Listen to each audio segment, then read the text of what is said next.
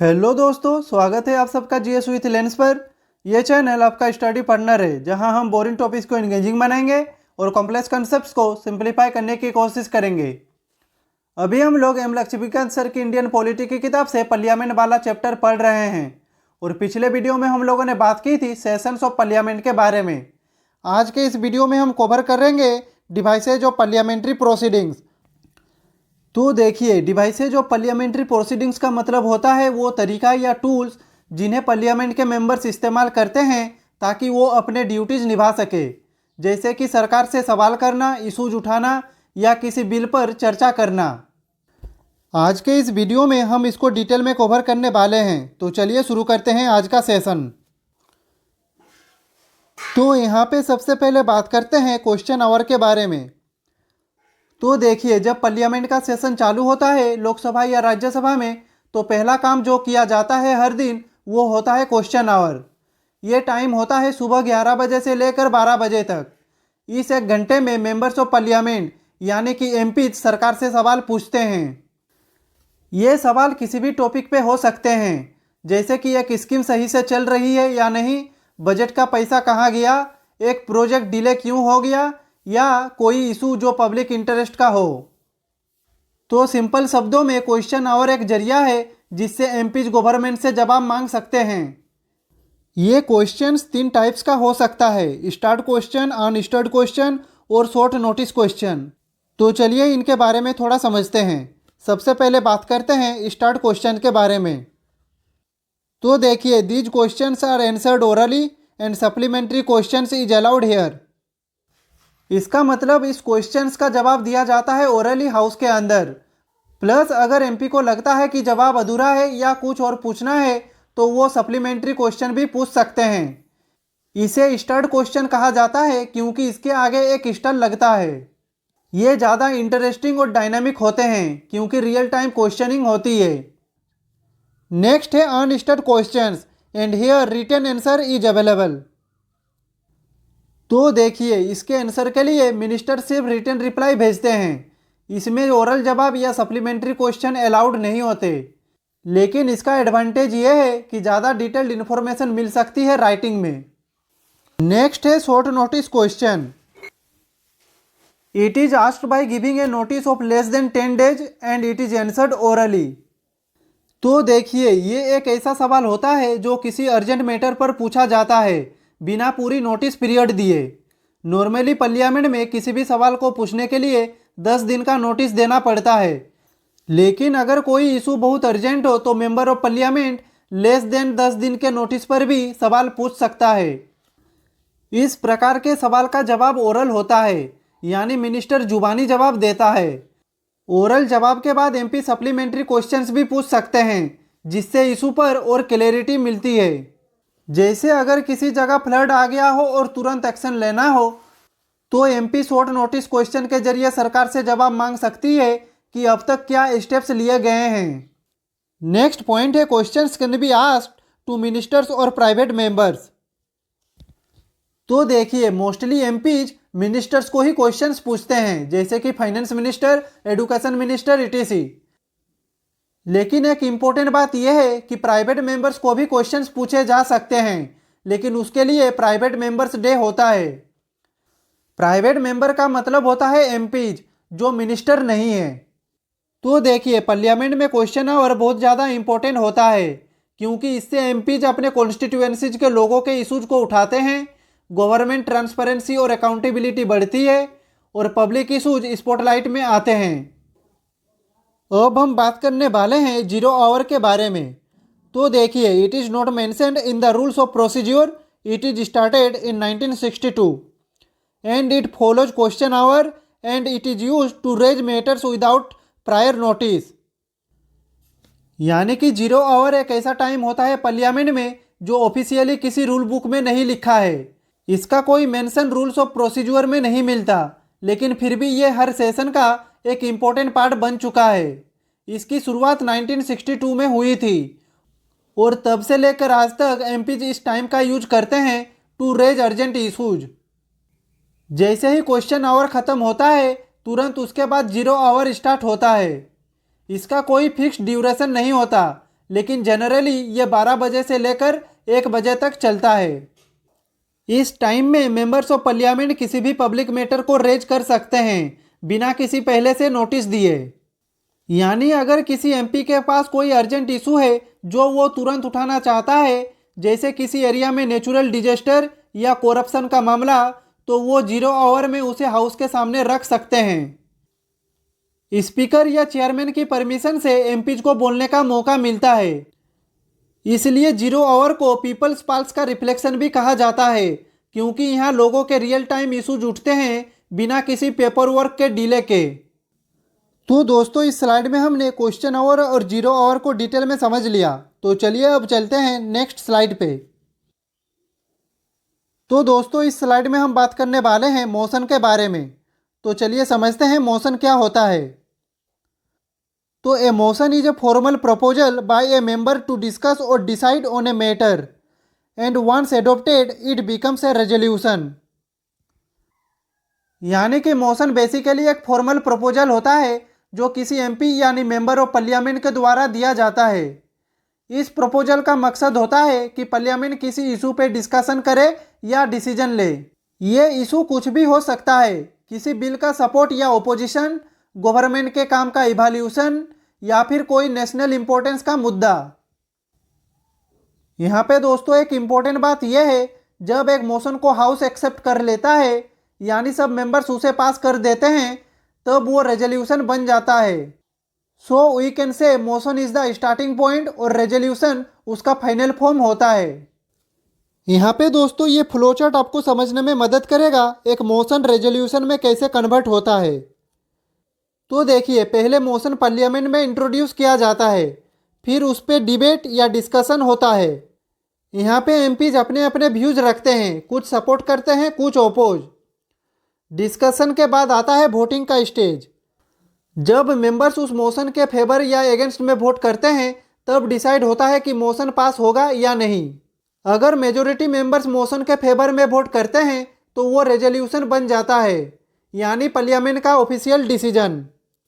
तो यहाँ पे हमने मोशन क्या है इसे अच्छे से समझ लिया। अब चलते हैं हमारे नेक्स्ट स्लाइड पे। तो दोस्तों इस स्लाइड में हम बात करने वाले हैं मोशन के टाइप्स के बारे में। तो देखिए, पार्लियामेंट के अंदर जब किसी मैटर पर डिस्कशन या डिसीजन लेना होता है तो उसके लिए मेंबर्स ऑफ पार्लियामेंट अलग अलग तरह से मोशंस मूव करते हैं। इन मोशंस को 3 मेन कैटेगरीज में डिवाइड किया गया है। पहला है सब्सटेंसिव मोशन। तो they are independent proposal as impeachment. यानी कि ये मोशन एक सेल्फ कंटेंट और इंडिपेंडेंट प्रपोजल होते हैं। इसका मतलब यह है कि ये मोशन किसी और मोशन पर डिपेंडेंट नहीं होता, ये डायरेक्टली किसी बड़े और इम्पोर्टेंट इशू से रिलेटेड होते हैं। जैसे अगर पार्लियामेंट में किसी एमपी ने प्रेसिडेंट को इम्पीच करने का प्रपोजल दिया तो वो एक सब्सटेंसिव मोशन होगा, या फिर अगर किसी ने चीफ इलेक्शन कमिश्नर को रिमूव करने का मोशन मूव किया तो वो भी सब्सटेंसिव मोशन होगा। नेक्स्ट है सब्स्टिट्यूट मोशन। तो they are used in place of original motion. यानी कि ये मोशन तब मूव किया जाता है जब किसी एग्जिस्टिंग मोशन पर किसी एमपी को कुछ ऑल्टरनेटिव सजेशन देना हो। इस मोशन का पर्पज होता है कि जो ओरिजिनल मोशन है उसे हटाकर एक नया विकल्प दिया जाए। अगर हाउस इस मोशन को एक्सेप्ट कर लेता है तो ये ओरिजिनल मोशन को रिप्लेस कर देता है। जैसे अगर एक एमपी बोलता है कि instead of discussing price rise in general let's focus only on petrol and diesel prices, तो ये एक सब्स्टिट्यूट मोशन हो सकता है। नेक्स्ट है सब्सिडियरी मोशन। तो they do not have meaning by itself and it adds decision making. यानी कि ये एक ऐसा मोशन होता है जिसका अपने आप में कोई इंडिपेंडेंट मीनिंग नहीं होता, मतलब ये किसी भी ओरिजिनल या सब्सटेंसिव मोशन के बिना समझा ही नहीं जा सकता, लेकिन इसका रोल बहुत इंपॉर्टेंट होता है।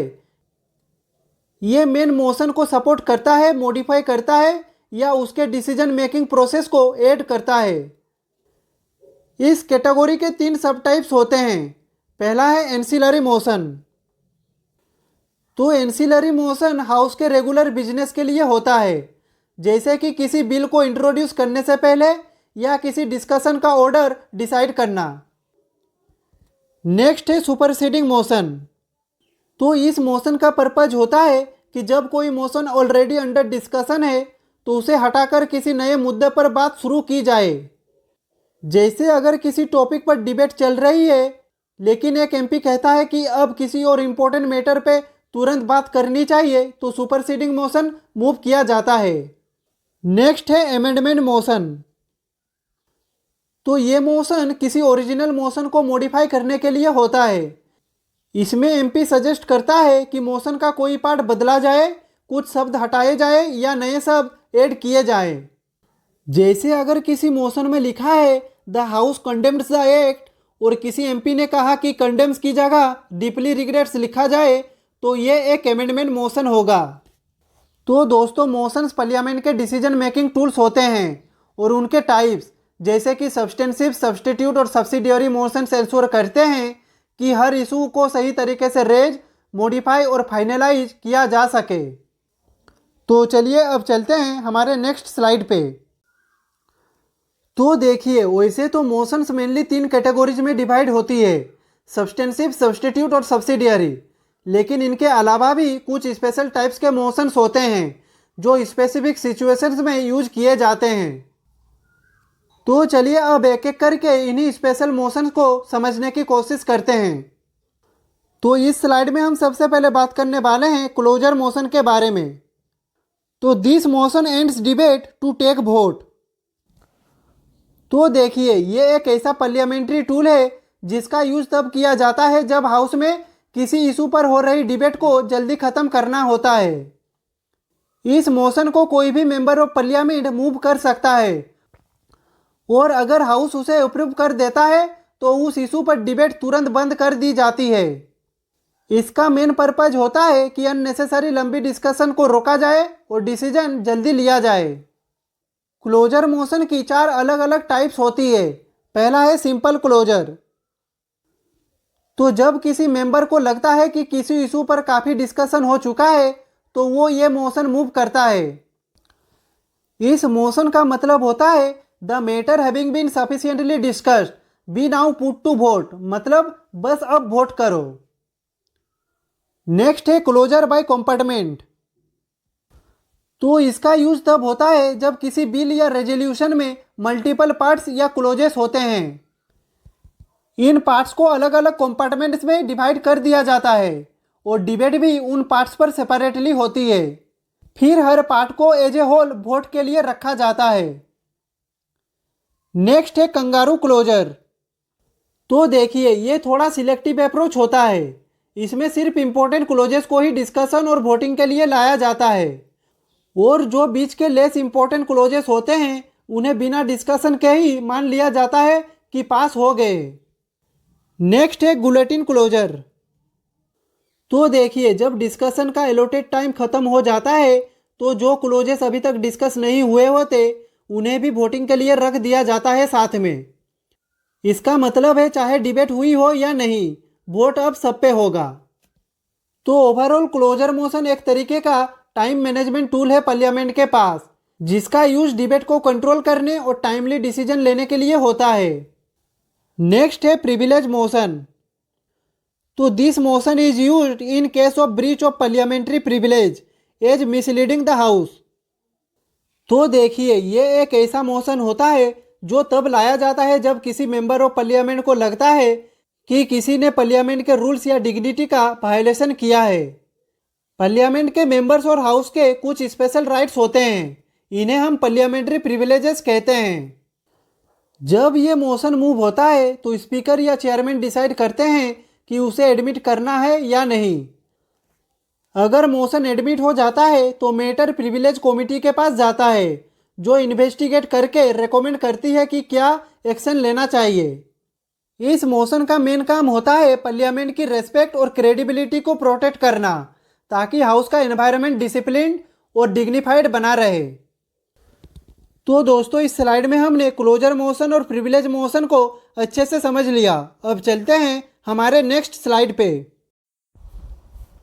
तो इस स्लाइड में हम और भी बहुत सारे मोशन को डिटेल में समझने की कोशिश करेंगे।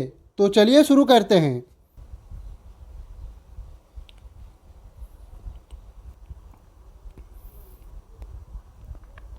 तो यहाँ पे सबसे पहले बात करते हैं कॉलिंग अटेंशन मोशन के बारे में। तो देखिए, it is use to raise urgent public issues and it requires ministers reply. यानी कि ये एक ऐसा डिवाइस है जिसके थ्रू मेंबर्स ऑफ पार्लियामेंट किसी अर्जेंट पब्लिक इशू पर सरकार का ध्यान खींचती है। जब कोई मैटर कंट्री के लिए तुरंत अटेंशन डिमांड करता है तो इस मोशन के जरिए उस टॉपिक को हाउस में उठाया जाता है। इस मोशन के अंडर मिनिस्टर को उस इशू पर रिप्लाई देना जरूरी होता है। ये मोशन रूल के फ्रेमवर्क के अंदर आता है और जनरली सीरियस मैटर्स जैसे public health crisis, internal security या नेचुरल डिजास्टर से रिलेटेड होता है। नेक्स्ट है एडजोर्नमेंट मोशन। तो देखिए, it is used for urgent public matter, support of 50 members is required for it and it is not allowed in Rajya Sabha.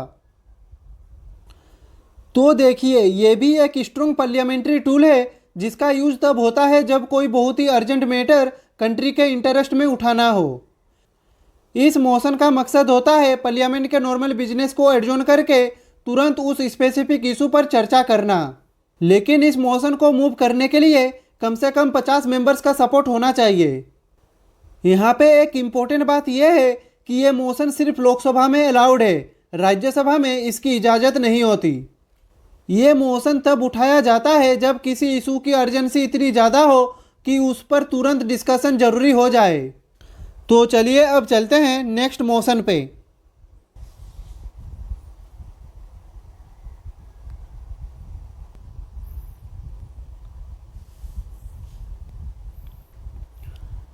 यहाँ पे नेक्स्ट है नो कॉन्फिडेंस मोशन।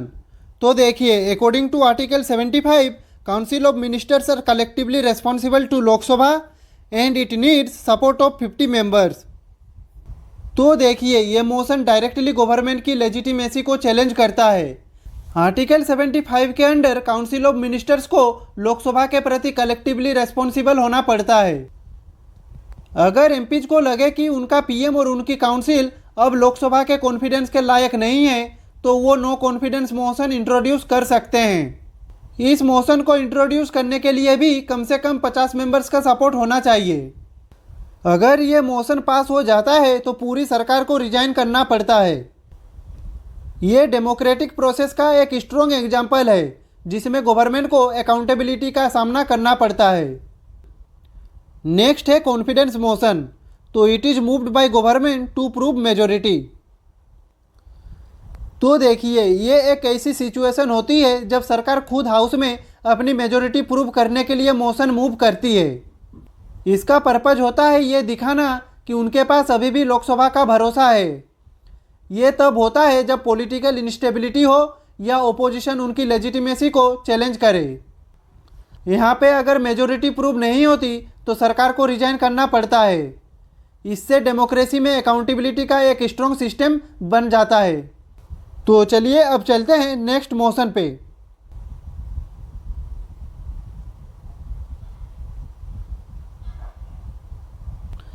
अब हम डिस्कस करने वाले हैं सेंसर मोशन के बारे में।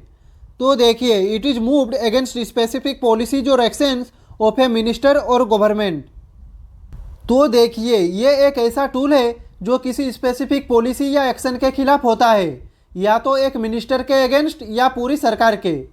इस मोशन के थ्रू हाउस अपना डिससेटिस्फेक्शन एक्सप्रेस करता है। यहाँ पे एक इम्पोर्टेंट बात यह है कि ये मोशन गवर्नमेंट को रिजाइन करने के लिए फोर्स नहीं करता, लेकिन एक सीरियस वार्निंग जैसा होता है। ये लोकसभा में इंट्रोड्यूस किया जाता है और उस इशू पर डिस्कशन होती है जहां सरकार ने गलत डिसीजन या एक्शन लिया हो। नेक्स्ट है मोशन ऑफ थैंक्स। तो this motion is discussed in both the houses of Indian parliament after president's address at the start of session.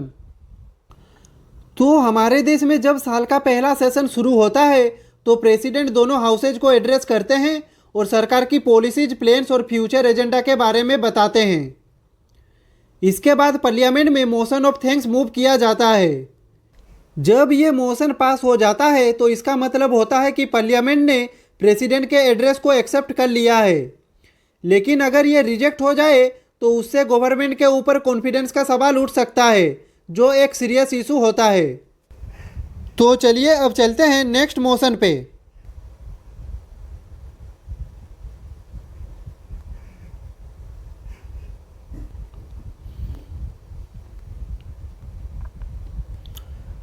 तो अब हम बात करने वाले हैं no day yet named motion के बारे में।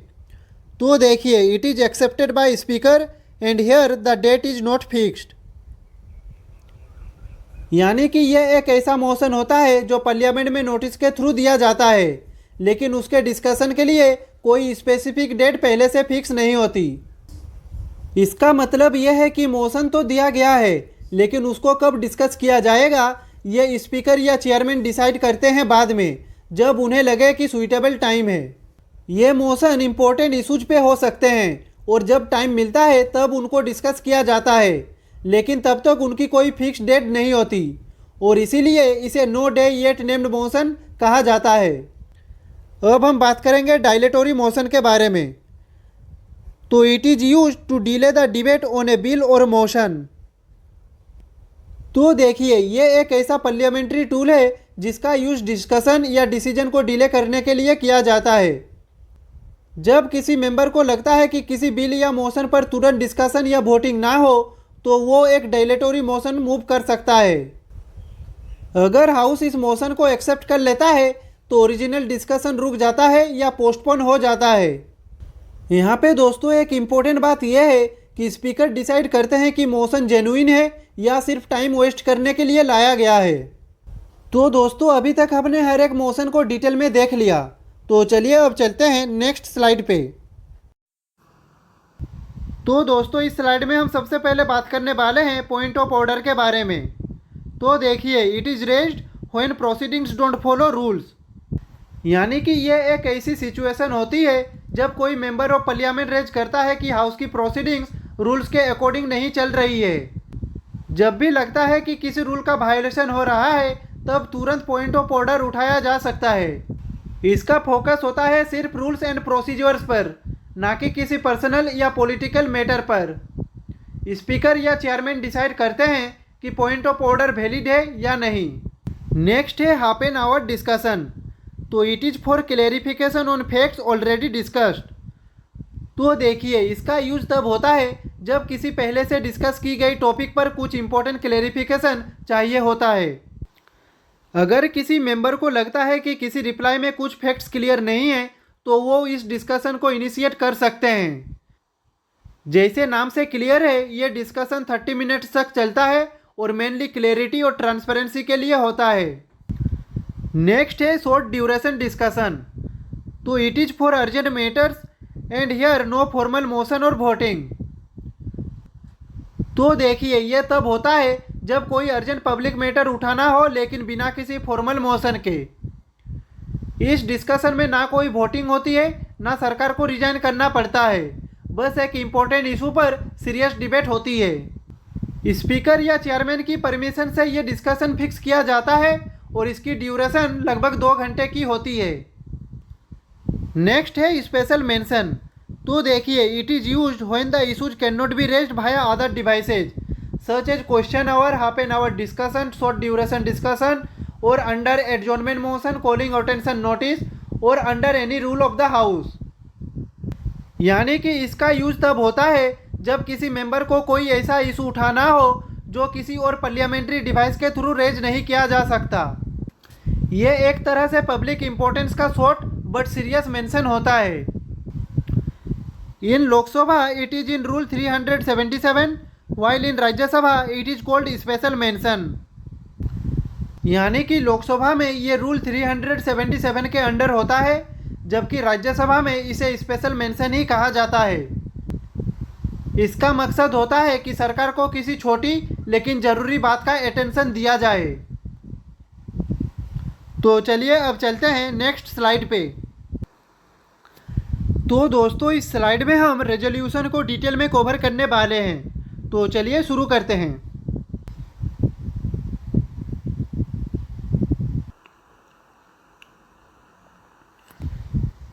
तो दोस्तों यहाँ पे सबसे पहले हम समझते हैं कि रेजोल्यूशन होता क्या है। तो देखिए, it is a formal expression of the will और opinion of the house and every resolution is a type of motion that is put to vote and adopted. यानी कि इसका मतलब होता है पार्लियामेंट के किसी हाउस की फॉर्मल विल या ओपिनियन को एक्सप्रेस करना। सिंपल शब्दों में जब हाउस किसी मैटर पर अपनी सोच या फैसला ऑफिशियली रिकॉर्ड करता है तो उसे रेजोल्यूशन कहते हैं। यानी कि हर रेजोल्यूशन एक मोशन होती है जो हाउस में रखी जाती है, उस पर डिस्कशन होता है, फिर वोट लिया जाता है और अगर पास हो जाए तो उसे एडोप्टेड रेजोल्यूशन माना जाता है। अब हम बात करने वाले हैं टाइप्स ऑफ रेजोल्यूशन के बारे में। तो सबसे पहला टाइप है प्राइवेट मेंबर्स रेजोल्यूशन। तो देखिए, it is moved bye non ministers usually in Friday afternoon. यानी कि ये वो रेजोल्यूशंस होते हैं जो किसी ऐसे एमपी के द्वारा मूव किया जाता है जो मिनिस्टर नहीं होते, यानी सरकार का हिस्सा नहीं होते। ये रेजोल्यूशंस आमतौर पर फ्राइडे आफ्टरनून को लिए जाते हैं और मोस्टली सजेस्टिव या सिंबॉलिक होते हैं, लेकिन इनका पॉलिटिकल इम्पोर्टेंस होता है। यहाँ पे दूसरा टाइप है गवर्नमेंट रेजोल्यूशन। तो it is moved bye ministers. तो ये वो रेजोल्यूशंस होते हैं जो मिनिस्टर के द्वारा मूव किया जाता है। ये जनरली मंडे से थर्सडे के बीच इंट्रोड्यूस किया जाता है और सरकारी पॉलिसी या एक्शन के लिए फॉर्मल अप्रूवल लेने के लिए होता है। यहाँ पे तीसरा टाइप है स्टैट्यूटरी रेजोल्यूशन।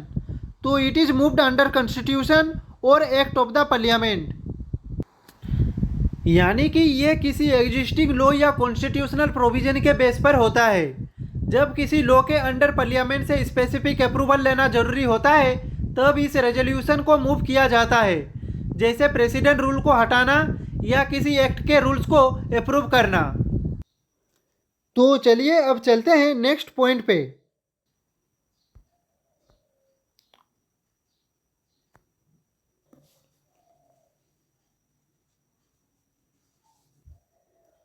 तो अब हम बात करने वाले हैं what is the difference between the motion and resolution.